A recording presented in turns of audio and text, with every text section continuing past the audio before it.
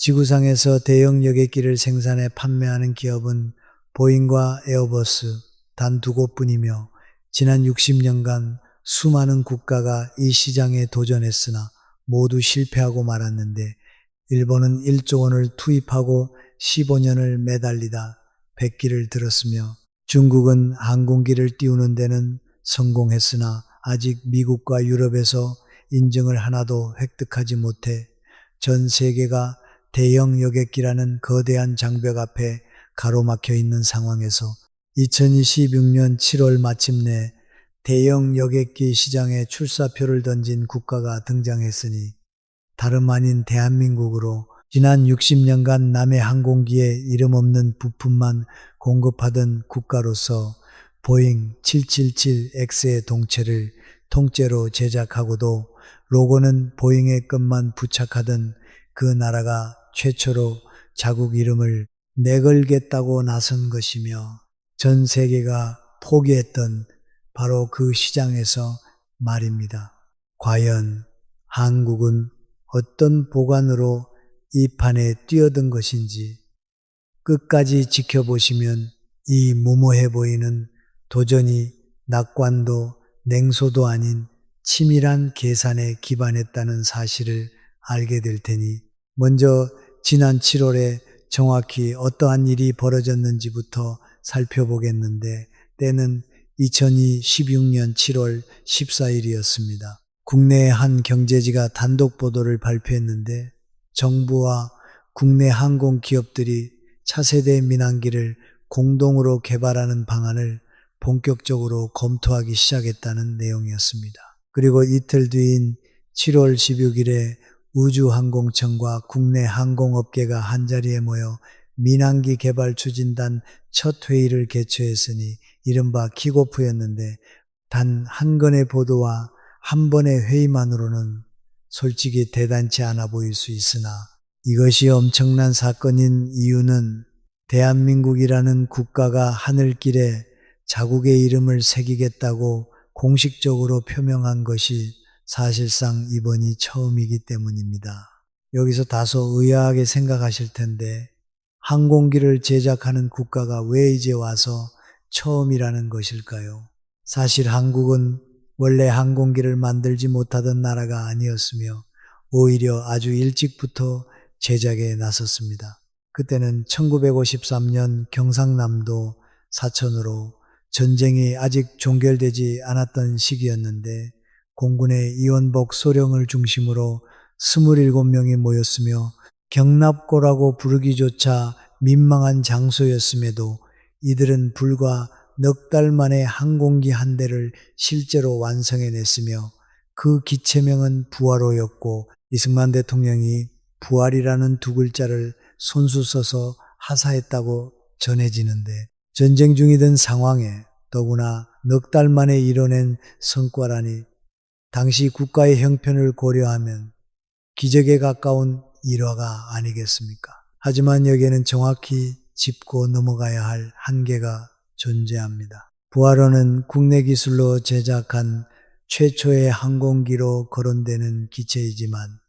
핵심 엔진은 우리의 기술이 아니었으며 엔진을 비롯한 주요 부품 상당수도 미군이 운용하던 L-16 연락기에서 차용한 것들이었기에 겉모습은 우리가 만들었으나 심장은 빌려온 셈이었으므로 온전히 우리의 손으로 완성했다고 자부하기에는 아쉬운 부분이 있는데 여러분은 이 대목을 반드시 기억해 두셔야 합니다. 70년이 훌쩍 지난 시점에 이 이야기가 고스란히 재현되기 때문인데 어쨌든 시작은 이토록 신속했습니다. 그러나 그 이후 70년이 넘도록 한국의 명칭이 붙은 여객기는 단 한 대도 하늘로 날아오르지 못했으며 이는 하늘의 통행량이 적어서가 아니라 국토교통부의 통계를 살펴보면 2025년 국내 항공기의 총운항 횟수가 사상 최초로 연간 100만 건을 돌파하여 하루 평균 2778편 대략 30초에 한 대꼴로 이륙하고 착륙했음을 알 수 있는데 그 막대한 수의 항공기 중 한국의 이름을 단 여객기는 과연 몇 대나 될까요? 단 한 대도 존재하지 않으며, 그렇다면 국내 항공기업들은 그동안 어떠한 작업을 수행하고 있었던 것일까요? 생산 자체는 엄청난 규모로 해왔으나 모두 타사의 명의로 제작되었는데, 이를 이해하기 쉽게 소설에 비유해 보겠습니다. 어떤 작가가 세계적인 베스트셀러를 집필해내는데 놀랍게도 그 소설의 문장 중 상당 부분을 실제로 작성한 이는 따로 존재하며, 문장력은 훌륭하고 원고료도 정기적으로 지급되며 일감도 끊이지 않지만, 표지에 인쇄되는 저자의 이름은 오직 단 한 사람의 것뿐이며, 무엇보다 목차를 어떻게 구성할지, 결말을 어떻게 맺을지 결정하는 회의 자리에는 끝내 참여하지 못하는 상황이 벌어지는데, 지난 60년간 한국 항공산업이 처해 있던 위치가 정확히 이러했으니 이는 실적이 부족해서가 아니었습니다. 국내 기업들이 보잉과 에어버스에 납품해온 부품 규모는 수십억 달러에 달하는 것으로 알려져 있으며, 대한항공은 보잉의 최신 기종인 777X의 동체 구조물은 물론 꼬리날개 구조물까지 제작해 왔는데, 항공기에서 가장 거대하고 가장 민감한 부위를 전담해 온 셈이지만, 정작 완성된 항공기 동체 측면에 부착되는 로고는 늘 타사의 이름뿐이었습니다. 이러한 구조가 얼마나 모순적인지 실감이 나실 텐데, 결국 이 문제는 인력 양성의 한계로 이어질 수밖에 없으며, 비행기 한 대를 처음부터 끝까지 기획해보는 경험은 마땅히 그럴 기회가 주어져야만 축적될 수 있는 법이기에, 완성기를 기획하고 설계하며 인증 절차까지 주도해본 경력이 없다면 아무리 뛰어난 인재가 유입되더라도 역량을 온전히 발휘하기 어려운 것입니다. 비록 유능한 인재가 들어와도 성장할 수 있는 진로의 한계가 미리 정해져 있는 형국이기 때문인데, 이는 결코 실력이 부족해서가 아니라 애초에 그 실력을 실전에서 펼쳐 보일 무대 자체가 주어지지 않았던 탓입니다. 그렇다면 과연 그 무대는 누가 만들어주는 것일까요? 하지만 당사자들은 그 자리를 손 놓고 기다리기만 한 것은 아니어서 남의 소설을 대필하던 60년의 세월 동안 물밑에서 남모를 내공을 다져왔으니, 언젠가 자신의 이름을 내걸 날이 도래했을 때 당당하게 꺼내들 수 있는 일종의 입장권을 준비하고 있었던 것인데, 그 입장권에 대한 이야기를 풀기 전에 우선 이 시장이 어째서 그렇게 넘기 힘든 난공불락의 요충지인지부터 짚고 넘어가야 하며, 이 장벽은 크게 세 가지 요소로 구성되어 있으니, 첫째는 자금이며, 둘째는 시간이고, 셋째는 안전 문제인데, 이 세 가지 조건이 개별적으로 찾아오는 것이 아니라 한꺼번에 들이닥친다는 점이 진정한 난제이며, 이 상황이 어느 정도의 규모인지 소규모 점포에 비유해 상상해 볼 수 있는데, 지금부터 가게 하나를 개업하려 할 때 그 창업을 위해서는 아파트 수만 채를 매입할 수 있는 천문학적인 자금을 먼저 땅속에 묻어두어야 하며, 그렇게 거금을 투자한 이후에도 15년 동안은 매출이 단 1원도 발생하지 않고, 그 기간 동안 수천 번의 테스트를 거쳐야 하며, 게다가 영업을 시작한 이후 단 한 차례의 사소한 실수만 발생해도 수백 명의 손님이 동시에 목숨을 잃게 되는 그런 사업장이라면, 여러분이라면 과연 투자하시겠습니까? 여객기 제조산업이 정확히 이와 같으며, 실제 통계 수치를 살펴보면 더욱 아득해지는데, 신형 여객기 한 대를 완전히 맨 땅에서부터 개발하는 데 소요되는 비용은 국내 언론 보도에 따르면 대략 15조 원 안팎으로 거론되며, 업계 전문가들 사이에서는 15억 달러에서 200억 달러, 우리 돈으로 20조 원에서 30조 원에 달한다는 전망이 제기되고, 보잉의 최고 경영자는 무려 500억 달러에 이른다고 주장한 전례도 있으니, 이처럼 추정치의 편차가 극심하다는 사실 자체가 이 시장의 특성을 적나라하게 보여주는 것으로 그 누구도 정확한 소요 비용을 가늠할 수 없다는 의미이며 과연 이러한 사업에 선뜻 투자 서류에 도장을 찍을 수 있는 이가 과연 몇이나 되겠으며 설령 투자한다 해도 그 막대한 자금을 10년에서 15년이라는 긴 세월 동안 지속적으로 쏟아부어야 하고 투자금 회수는 그 이후에나 비로소 시작될 텐데 과연 그 오랜 기간 동안 주주들이 인내심을 갖고 버텨줄 수 있을지 의문이며 여기에 안전이라는 절대적인 장벽이 추가되는데 여객기 한 대에 탑재되는 부품의 총 개수가 얼마나 되는지 아십니까? 무려 200만 개에 달하며 자동차 한 대에 대략 3만 개 정도의 부품이 들어가는 것과 비교하면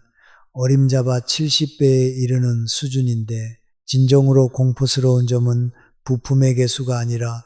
그 200만 개에 달하는 부품이 저마다 개별적인 인증을 통과해야 한다는 사실이며 이를 식당 창업에 비유해 보자면 일반적인 식당은 통상적으로 매장의 위생점검을 한 차례 무사히 통과하면 곧바로 영업을 개시할 수 있지만 이 특별한 식당은 쌀 한 톨부터 소금 한 자루까지 모조리 각각 별도의 검사 필증을 발급받아야 하는 것과 같으며 그나마도 국가마다 심사기관이 상의하여 미국에서 획득한 인증서를 유럽 지역에서 그대로 인정해 주지도 않으며 더욱이 검사관이 아예 주방 내부에 상주하면서 조리의 전 과정을 처음부터 끝까지 매 눈으로 감시하는데 항공산업에서는 이 엄청나고 까다로운 절차를 가망증명이라고 부르며 하늘을 비행해도 안전하다고 공인해주는 핵심 자격증인데 만약 막대한 자본이 있어도 아무리 뛰어난 기술력을 갖추고 있어도 이 종이 한 장을 손에 쥐지 못한다면 비행기는 경납고 문턱조차 나갈 수 없으니 이 시장이 왜 지난 60년 동안 단 두 곳의 독점 체제로 유지되어 왔는지 조금은 납득이 가실 테고 그렇기 때문에 이 산업은 인재를 더욱 까다롭게 선별할 수밖에 없는데 앞서 여객기를 제작하는 기업이 전 세계에 단 두 곳뿐이라고 언급해 드렸듯이 그렇다면 그 거대한 여객기의 심장인 엔진을 제조하는 회사는 과연 몇 곳이나 될지 아십니까? 단 세 곳에 불과하며 완성기 제작사보다 겨우 한 곳 더 많을 뿐인데 엔진의 내부 공간은 금속마저 녹아내릴 정도로 극한의 고온을 견뎌내야 하는 영역이기에 그러한 가혹한 조건 속에서 수만 시간을 온전히 버텨내는 능력이 필수적이기 때문입니다. 그만큼 해당 제품을 제작할 수 있는 국가가 희소하다는 의미인데 지구상에 단 세 곳뿐이라는 사실이 이제 조금 피부에 와닿으십니까? 캐나다나 브라질조차 이 거대한 장벽 앞에서 100석 이하의 중소형기 제작에 만족해야만 했으니 이들 국가가 결코 저개발국이 아님에도 한계에 부딪혔던 것인데 자, 이제 다시 시선을 돌려 한국의 상황을 짚어보겠습니다. 이 철옹성 같은 장벽 앞에서 과연 한국이 내세울 수 있는 무기는 무엇이었을지 첫 번째 입장권은 의외로 조선업이라는 전혀 다른 분야에서 주어지는데 대한민국은 전 세계 대형 선박 건조 물량의 절반가량을 소화해온 국가이기 때문이며 선박과 항공기가 무슨 연관이 있겠냐고 반문하실 수 있으나 수만 가지에 달하는 부품을 정해진 공정 안에 오차없이 조립해내는 정밀한 공정관리 능력과 10년 이상의 장기 프로젝트를 안정적으로 이끌어가는 역량은 업종의 경계를 뛰어넘는 핵심 근육으로 우리는 이미 이 근육을 탄탄하게 단련해 본 경험이 있으며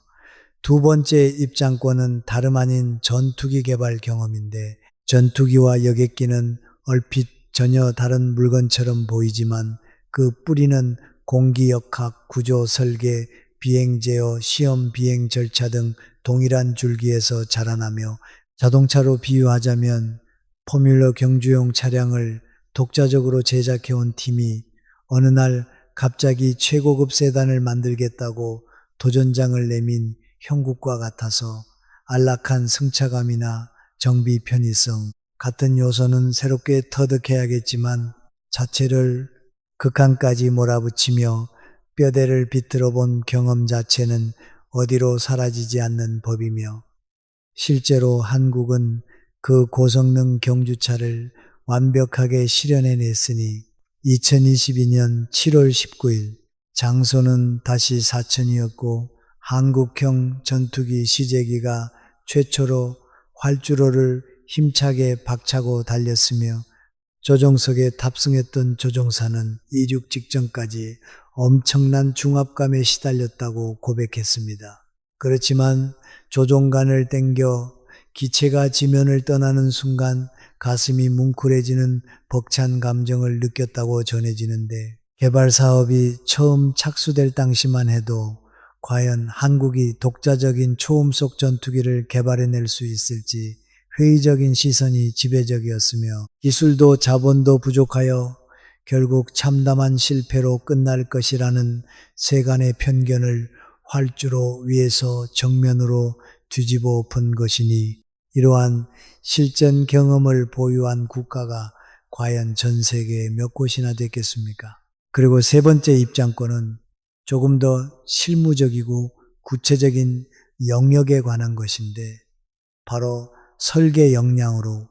지금까지 국내 기업들이 타사의 도면대로 단순 하청 생산만 해왔다고 오해하셨다면 이는 사실과 다르며 실제로 대한항공은 에어버스 A350의 동체 구조물과 보잉 787의 날개 끝단인 윙팁을 독자적으로 설계했고 한국항공우주산업 역시 787 국제 공동 개발 프로젝트에 적극적으로 참여한 이력을 지니고 있으며 비유하자면 소설의 문장만 대필하던 작가가 마침내 소설 속 한 챕터를 온전히 전담하여 집필해 본 것과 같고 여기에 결정적인 요소가 하나 더 추가되는데 두 회사 모두 자신들의 손으로 제작한 부품을 미국과 유럽의 엄격한 항공인증 절차에 실제로 통과시킨 귀중한 경력을 보유하고 있다는 점입니다. 아까 그 가망증명이라는 종이 한 장의 무게를 언급해 드렸는데 그 복잡한 절차를 이론상으로만 인지하는 것과 실전에서 온몸으로 부딪혀 쟁취해 본 것은 차원이 다른 이야기이며 심지어 2032년에 개시되는 장기 납품 계약을 이미 수년 전에 미리 선점해 둔 사례까지 존재하는데 아직 물리적인 실물이 제작되기도 전에 납품 물량의 자리를 미리 확보해 두는 방식이야말로 이 거대한 항공산업이 굴러가는 핵심 메커니즘이므로 어쩌면 우리는 생각했던 것보다 훨씬 더 철저하게 준비되어 있었던 셈이 아니겠습니까? 자, 이제 여기서 시각을 완전히 전환의 이야기를 새롭게 풀어보겠습니다. 우리는 지난 60년의 세월을 하청의 역사로만 규정해 왔으며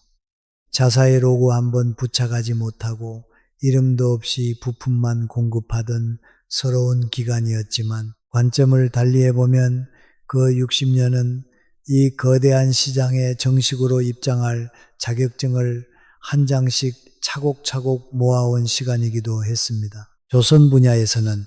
철저한 공정관리 능력을, 전투기 개발에서는 고난도 설계 능력을,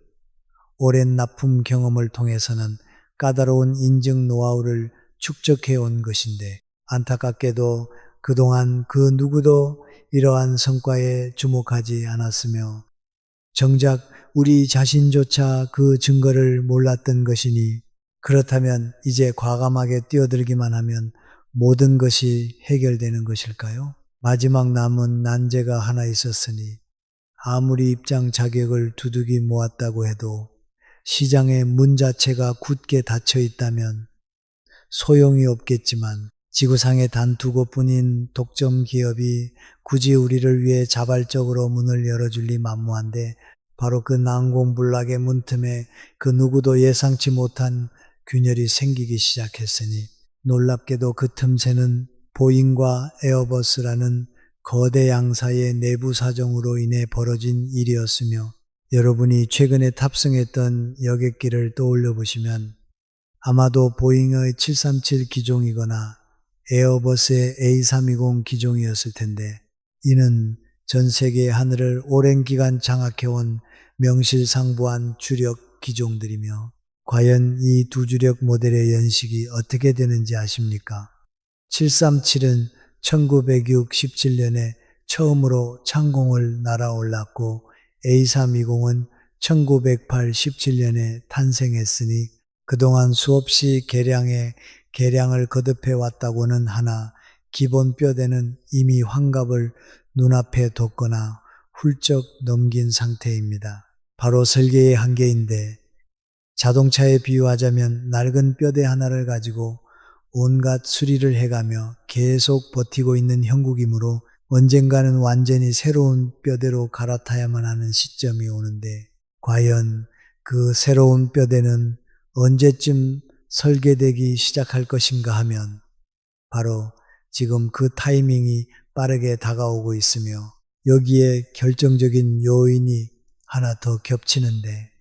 다름 아닌 보잉이라는 거대 기업이 심각하게 흔들렸다는 사실로 737 맥스에 연이은 두 차례 추락 사고로 무려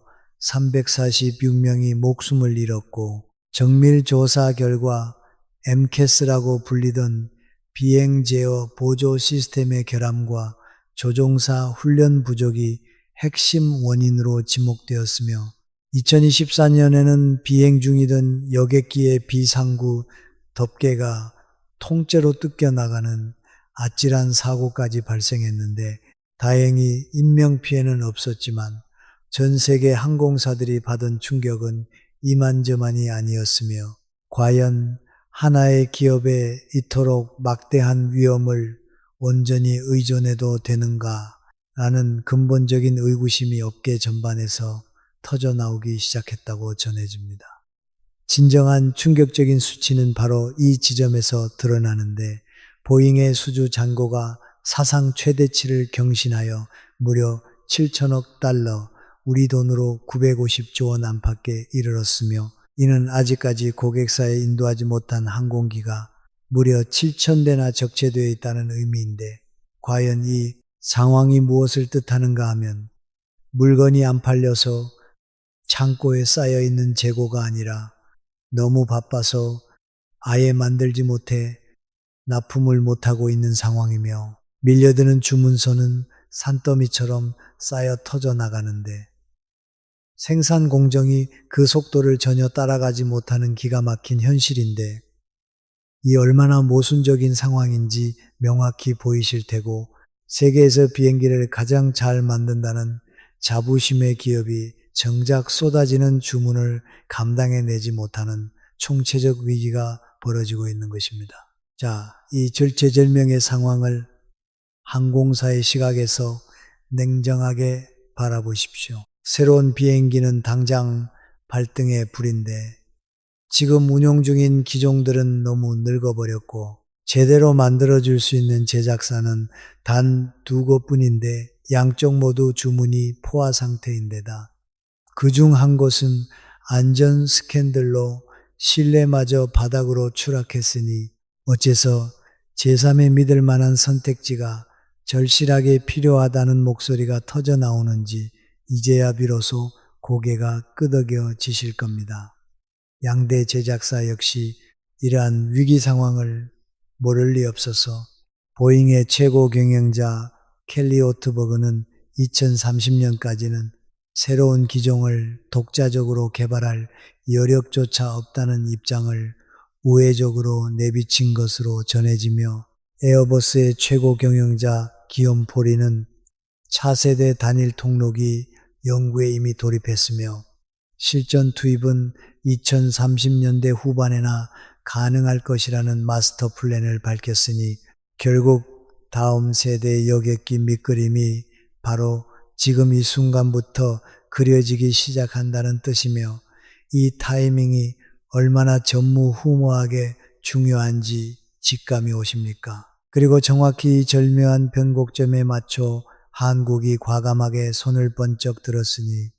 7월 16일에 민항기 개발추진단 첫 회의가 전격 개최된 것이며 왜 하필 지금 이 시점이어야 하는가? 여기가 바로 이 거대한 서사의 가장 핵심적인 맥락인데 아파트 분양의 비유에 상상해 보십시오. 이미 완공되어 모든 게 끝난 아파트에 나중에 새로 들어가면 그저 세입자에 불과하며 매달 월세를 바치며 살아야 하고 내부 인테리어를 어떻게 바꿀지 사소한 것 하나 마음대로 결정할 수 없는데 그렇다면 어떻게 해야 단순한 세입자 신분을 벗어나 건물의 진짜 주인이 될 수 있겠습니까? 바로 설계 도면을 그리는 초기 단계부터 거액의 자금을 투입하고 도면회의에 당당히 참석해야만 비로소 공동 건축주로서의 권리를 획득하는 것이며 방 배치를 어떻게 할지 함께 머리를 맞대고 결정하며 완공 후에 창출되는 막대한 수익 역시 자신이 투자한 지분만큼 고스란히 나눠 가지게 되는데 항공산업에서는 이를 위험분담 파트너십, 즉 RSP라고 부르며 지금까지 한국은 늘 남이 다 지어놓은 아파트에 얹혀 들어가는 처지였으나 이번에는 비로소 설계 도면이 치밀하게 그려지는 그 역사적인 방의 문을 박차고 당당히 들어앉겠다는 의미인데 다만 그 방의 문은 아무 때나 활짝 열리는 법이 없어서 완전히 새로운 기종의 설계가 전격적으로 착수되는 그 찰나의 순간에만 아주 잠시 열리게 되는데 단일 통로형 여객기의 거대한 세대교체 주기를 감안한다면 그 문이 열리는 기회는 무려 60년 만에 처음 찾아오는 것이며 60년에 단 한 번이라는 그 무게감이 과연 어떤 의미인지 피부로 느껴지십니까? 이는 단순히 무모한 도전장을 불쑥 내민 것이 아니라 60년 만에 열리는 단 하나의 황금문 앞에 미리 가서 철저히 때를 기다려온 것이며 단순히 요행의 자리를 노린 것이 아니라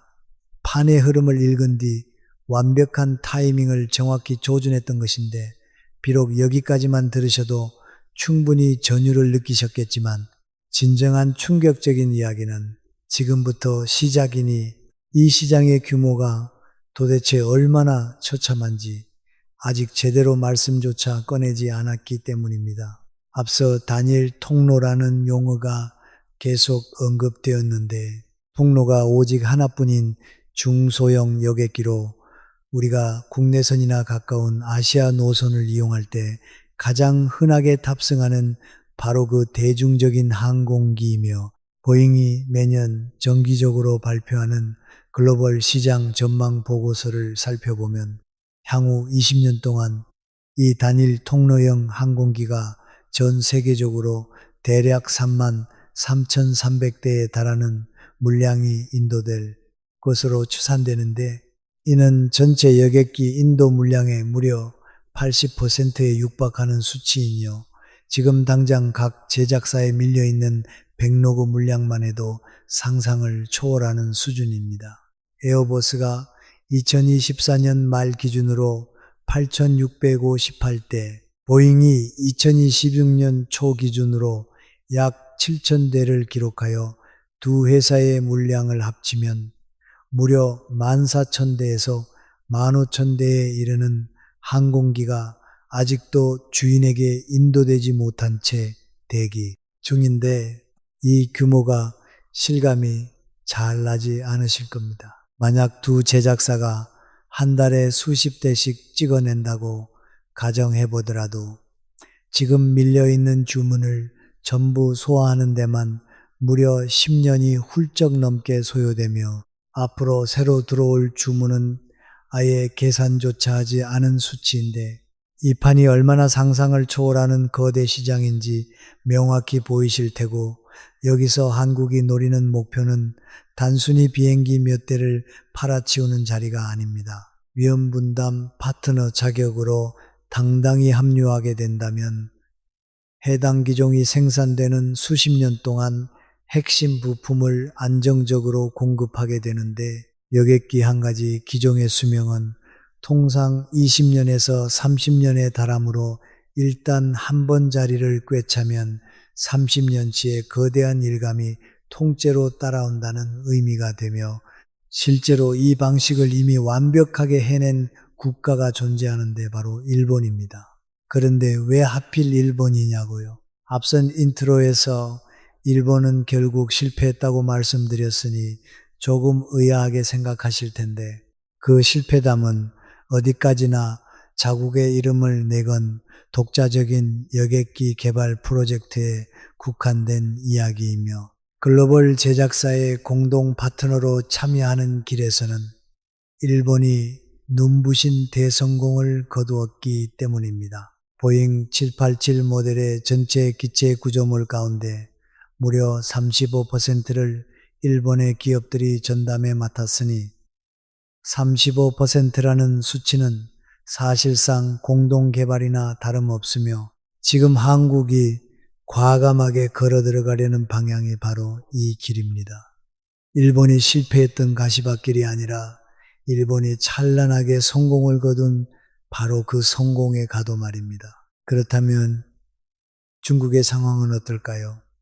중국은 이미 우리를 한참 앞서 나갔다고 짐작하시는 분들이 적지 않을 텐데 그렇게 생각하시는 것도 무리가 아닌 것이 C-919라는 자체 기술의 여객기를 이미 창공에 띄워보았고 취향 노선도 46개로 대폭 확충했으며 누적 탑승객 수 역시 400만 명을 훌쩍 넘어섰기 때문입니다. 작년 8월에는 감격스러운 첫 국제선 운항까지 성공해냈으니 이 단면만 놓고 보면 한국이 마치 한참이나 뒤처진 것처럼 비춰질 수밖에 없는데 과연 정말 그럴까요? 하지만 이 거대한 이야기 속에는 우리가 안타까워해서는 안 될 또 하나의 층위가 숨겨져 있습니다. 유럽 항공안전청장인 플로리안 기오름은 2028년 이전에 중국의 C-919를 정식 승인해주는 일은 절대 없을 것이라는 단호한 취지로 발언한 것으로 전해지며 미국의 엄격한 가망 인증 역시 아직까지 전혀 취득하지 못한 상태입니다. 결국 중국 영공 밖으로는 사실상 영업 운항을 나갈 수가 없다는 뜻인데 하늘에 띄우는 것과 해외 시장에 내다 파는 것은 차원이 완전히 다른 문제이며 여기에 심각한 층위가 하나 더 남아 있으니 물건을 못 파는 것보다 훨씬 치명적인 난관이 도사리고 있습니다. 아예 비행기를 제대로 만들지조차 못하고 있는 실정인데 C-919의 올해 실제 인도 실적이 고작 6대에 그친 것으로 알려져 있으며 당초 대담하게 27대를 목표치로 내걸었다가 그 절반 가까이를 급격히 삭감했다는 비참한 소식까지 흘러나옵니다. 서방 세계 핵심 부품 공급망이 꽉 막힌 데다 숙련된 전문 인력마저 턱없이 부족하기 때문인데 야심차게 뛰었으나 팔지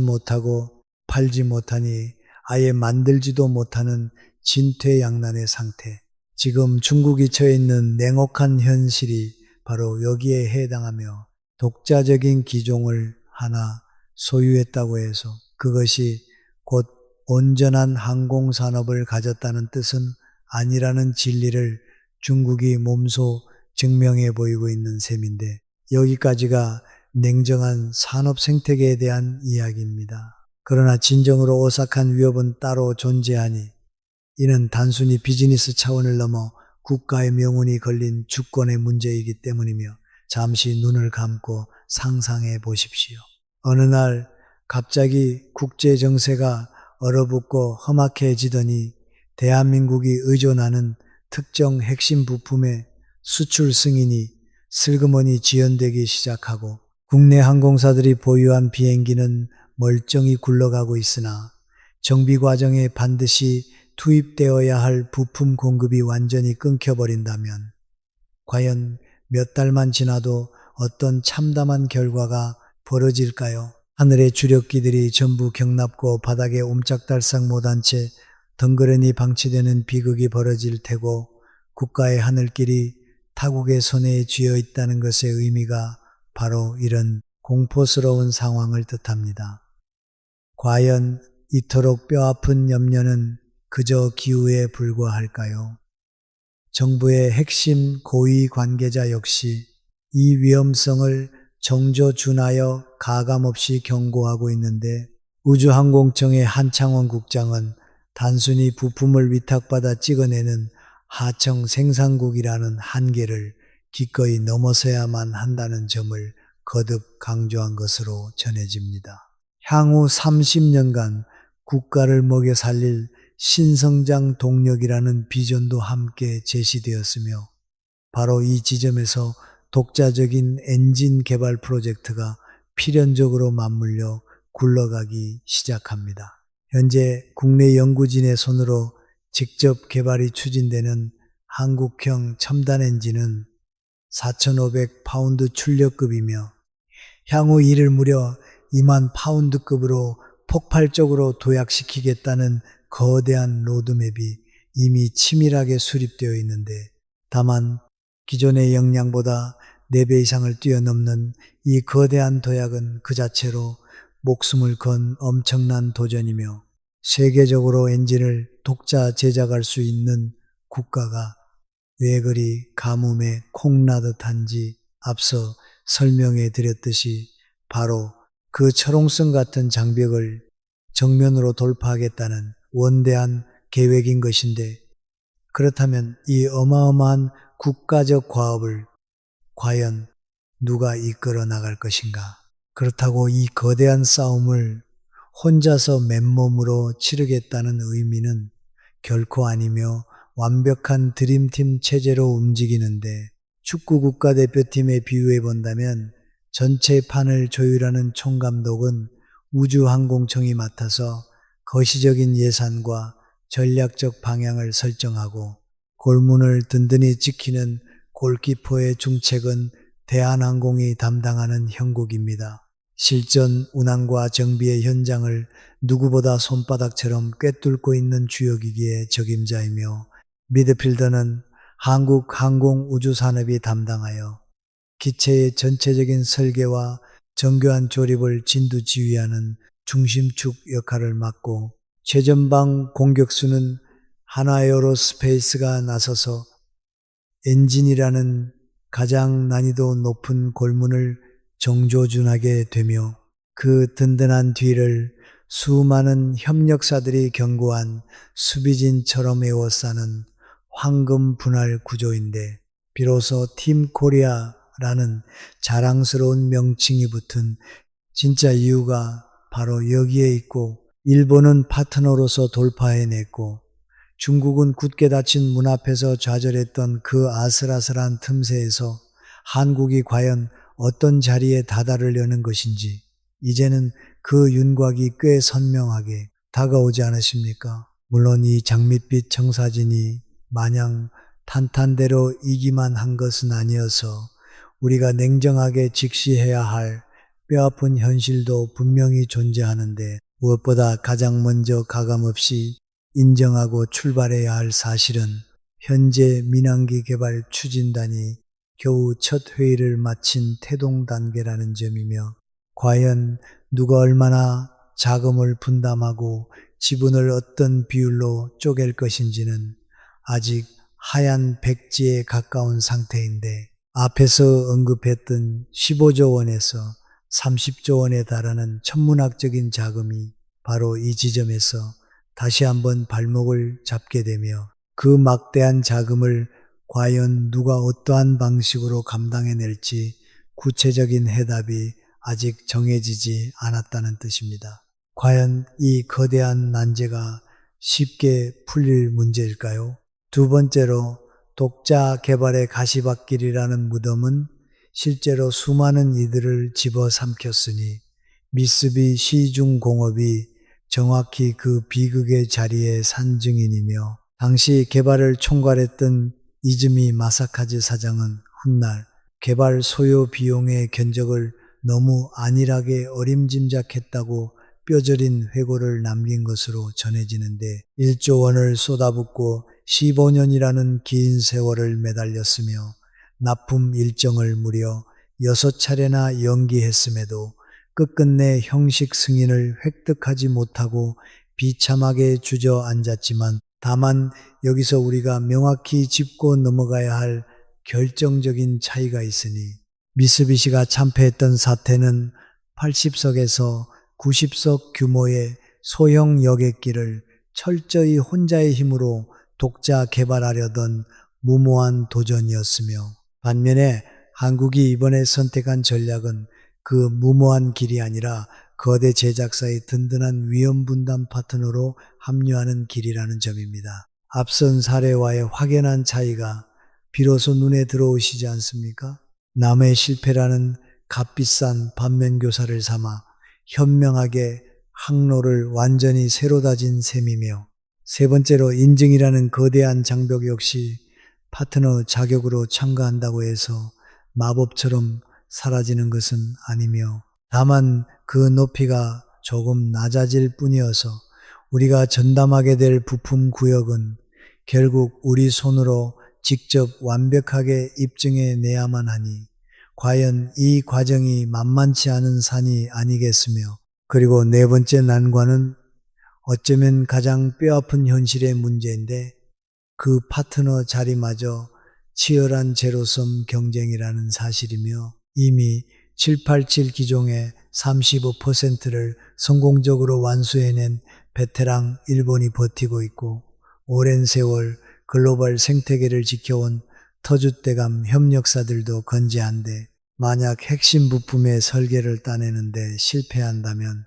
결국 이름뿐인 조금 나은 하청업체로 전락하고 말 위험이 도사리고 있으니 그럼에도 불구하고 이번 도전이 과거와 명백히 달라진 결정적인 차이는 바로 선택지가 결코 단 하나에 국한되지 않는다는 점이며 한국 항공우주산업의 김조원 사장은 브라질의 항공사 엠브라이르와의 공동개발 가능성까지 공식적으로 언급하고 나섰으니 아직 확실한 파트너가 확정되지 않았다는 사실은 리스크이기도 하지만 역으로 우리가 쥐고 있는 패가 여러 장이라는 강력한 무기이기도 하기에 결국 이 거대한 이야기가 무조건 성공할 것이라는 낭만적인 주문은 결코 아니며 그렇다고 어차피 불가능하니 포기하라는 냉소적인 비관도 아니며 무려 60년 만에 처음으로 거대한 판돈을 당당히 베팅할 수 있는 자격증을 손에 쥐고 나아가는 벅찬 서사인데 그럼에도 단 한 가지 명백한 진실은 존재하니 이제 맨 처음 시작했던 그 역사적인 이야기 속으로 다시 걸음을 돌려보겠습니다. 1953년 경상남도 사천이었으니 27명의 동지들이 불과 넉 달 만에 기적 같은 부하로를 하늘로 쏘아 올렸던 그 자랑스러운 도시 말입니다. 2022년 한국형 초음속 전투기 KF-21 시제기가 최초로 힘차게 활주로를 박차고 날아오른 장소 역시 사천이었으며 그리고 2026년 대한민국이 대형 여객기에 새로운 판도를 짜겠다는 웅대한 포부가 또다시 사천이라는 성지를 중심으로 뜨겁게 회전하고 있으니 무려 73년이라는 긴 세월 동안 동일한 도시에서 가슴 뛰는 꿈이 세 차례나 거듭 반복되고 있는 것입니다. 이 기적 같은 궤적이 단순한 우연의 일치로 보이십니까? 부하로를 다시 한번 떠올려 보십시오. 비록 겉모습인 껍데기는 우리의 손으로 빚어냈으나 핵심인 심장은 정작 미군의 것이었고 엔진부터 수많은 주요 부품까지 전부 타인의 것을 빌려다 억지로 꿰맞췄던 서러운 시절이었으나 그로부터 73년이 흐른 마침내 그 가장 뜨거운 심장까지 우리의 순수 독자 기술로 완벽하게 구현하겠다는 원대한 계획이 당당히 회의 테이블 위에 올라와 있으며, 물론 아직까지는 정교한 마스터 플랜 단계에 불과하고 물리적인 실물이 뚝딱 만들어진 것도 아니지만, 그러한 원대한 청사진을 이제 대한민국이라는 국가의 이름으로 당당히 입 밖에 낼 수 있게 되었다는 사실, 그 자체만으로도 70여 년 전에는 감히 상상조차 하지 못했던 경이로운 비약이 아니겠습니까? 비록 완성까지 긴 시간이 소요된다고 해서 조급하게 실망하실 필요는 전혀 없는데, 대한민국을 세계적인 반도체 강국으로 각인시키는데도 30년 가까운 세월이 묵묵히 소요되었으며, 그 긴 여정 동안 세상의 수많은 이들로부터 미쳤다는 소리나 무모하다는 콧방귀를 질리도록 들어왔으니, 위대한 산업의 역사는 원래 이토록 뚝심 있게 굴러가는 법이며, 만약 지금 이 순간 대한민국 항공산업의 미래를 꿈꾸며 공부하는 어린 학생들이 있다면, 과거에는 젊은 인재들이 도달할 수 있는 진로의 한계선이 너무나 명확하게 정해져 있었으나, 이제는 그 성장판의 끝이 과연 어디까지 뻗어나갈지 그 누구도 감히 가늠할 수 없는 무한한 가능성의 대지가 펼쳐진 것이니, 그 변화의 격차가 생각보다 훨씬 거대하며 먼 장래, 언젠가 우리의 자녀들이 사랑하는 이와 함께 달콤한 신혼여행을 떠나는 비행기에 오르는 날이 문득 찾아올 텐데, 그 순간 창밖으로 내려다보거나 탑승한 비행기 동체 측면에 당당히 밝혀있는 한국 기업의 영문 로고를 마주하게 될지도 모르는 일이며, 어쩌면 이 거대한 비유가 당장 내일 이루어진다는 장담은 아니지만, 최소한 그 위대한 항해의 서막이 마침내 본격적으로 막을 올렸다는 사실만큼은 명백한 진실이며, 지구상에서 대형 여객기를 독점 생산하는 회사는 단 두 곳뿐이라는 무거운 화두로 장엄하게 막을 올렸던 이 이야기가 지난 7월을 기점으로 완전히 새로운 역사적 변곡점을 맞이했다는 사실을 기억해 주십시오. 7월 16일은 오랜 세월 굳게 닫힌 하늘길에 제3의 의자를 당당히 놓아보겠다고 대한민국이 역사상 최초로 공식 선언한 날로 영원히 기록될 것이니, 앞으로 공항 로비에서 거대한 여객기를 마주하게 되신다면 이 이야기를 한 번쯤 아련하게 떠올려 보십시오. 저 거대한 기체 내부에 우리가 흘린 땀방울이 밴 부품들이 이미 촘촘히 탑재되어 있으며, 언젠가는 그 동체 측면에 자랑스러운 우리의 이름까지 선명하게 새겨질 날이 온다는 사실을 말입니다. 그때부터는 창밖으로 펼쳐지는 똑같은 하늘이 예전과는 사뭇 다르게 다가오실 텐데, 과연 시청자 여러분의 냉정한 시선에는 이 거대한 항해가 단순하고 무모한 객기로 보이십니까? 아니면 철저하게 때를 기다려온 회심의 승부수로 비춰지십니까? 여러분의 고귀한 의견을 댓글로 아낌없이 남겨주시길 바라며, 이어질 다음 영상에서는 여객기의 가장 치명적인 심장인 엔진에 대한 매혹적인 이야기를 전격 공개할 예정인데, 지구상에 딱 3곳뿐인 엔진 제작사들의 진입장벽이 대체 무엇이기에 전 세계 그 누구도 쉽게 넘어서지 못하는지 그 베일을 낱낱이 파헤쳐 볼 테니 기대해 주시고, 오늘 이 영상이 지적 갈증을 채워줄 만큼 유익하셨다면 김영석 삶의 지혜 채널 구독과 좋아요로 따뜻한 격려를 보내주십시오.